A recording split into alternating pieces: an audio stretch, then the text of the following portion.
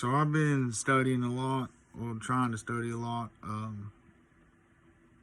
I I just started reading my Bible a few weeks ago again. I haven't read I quit reading my Bible probably for 3 months, maybe 4 months, maybe longer. I'm not sure, but it's like you get caught up in this lifestyle. I'm married. I have 4 kids, and I'm just trying to work and persevere and lead my children to Christ. Lead my family to Jesus Christ. And, lead my family to God's heart, and just to show them who Jesus is. Yet I'm not following the Lord's heart. So if I'm not following the Lord, then everything's chaotic. Everything's falling out of place. But yet at the same time, I'm trying to hold it all together, which is the key problem. I'm trying to hold it all together. Colossians 1:17, He is before all things, and in Him all things hold together. So in Jesus Christ, when you put Jesus Christ first, He literally holds everything together. Your family, your life, your job, your financial situation, your walk with Jesus Christ. He literally will hold everything together. I mean, that is a promise from God. But I was reading in Romans. I've been reading through the book of Romans. I'm in Romans chapter 11.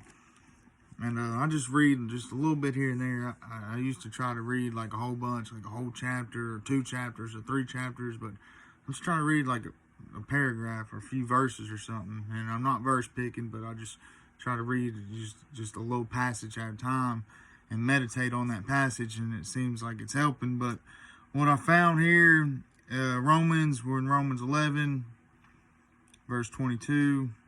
This is out of the NIV. Sometimes I read out of the King James. This one right here is out of the NIV. I like the New American Standard Bible as well, but this is out of the NIV. I always compare verses when I'm reading to other translations, but it says, "Consider, therefore, the kindness and sternness of God. Sternness to those who fail, but kindness to you, provided that you continue in His kindness. Otherwise, you also will be cut off. And if they do not persist in unbelief, they will be grafted in, for God is able to graft them in again." So he's talking about branches,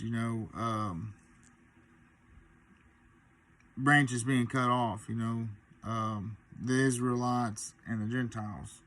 The Gentiles was grafted in,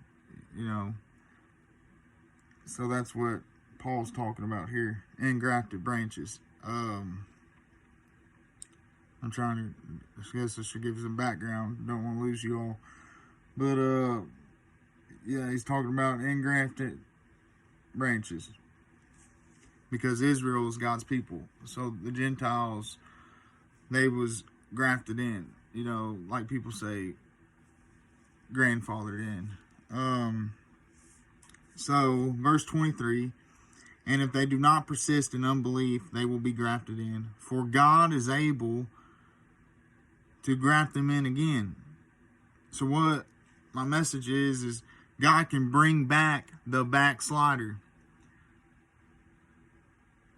So, and if they do not persist in unbelief, if they do not continue to walk in wickedness, if they do not continue to walk away from the righteousness of God that God has called them to, basically they just walk away from the love of God. If they do not continue in that, God can bring them back.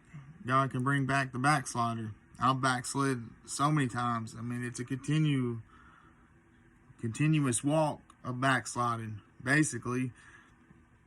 Because I'm young and I'm trying to mature and grow in the Lord, and the Lord always brings me back. But at the same time, you got to be sensitive to the Holy Spirit and find conviction. The Holy Spirit is convicting you, but is your heart going to be hardened, or is your heart going to be softened by the conviction of the Holy Spirit? So they could be grafted in, for God is able to graft them in again. So no matter what, God can bring back the backslider. God can bring you back from anything, whatever your sin is, whether it's you quit reading the Word, or you're listening to stuff you shouldn't be listening to. You know, whatever you take in is what you become. So it's like, you know what I mean, whether your sin is drug addiction, whether it's gambling, or, you know, whatever your sin may be. He saved me from 8 years of drug addiction and alcoholism, and you know, the Lord delivered me from that. So I no longer struggle with that. I don't go back to that, but I have other struggles, you know, where I think I try to become in control, and I try to control everything. But I have to realize that He's sovereign, that He's in control, that He's Abba and Daddy. He's my Father. You know, I trust in Him and I love Him. But that's my message. God can bring back the backslider.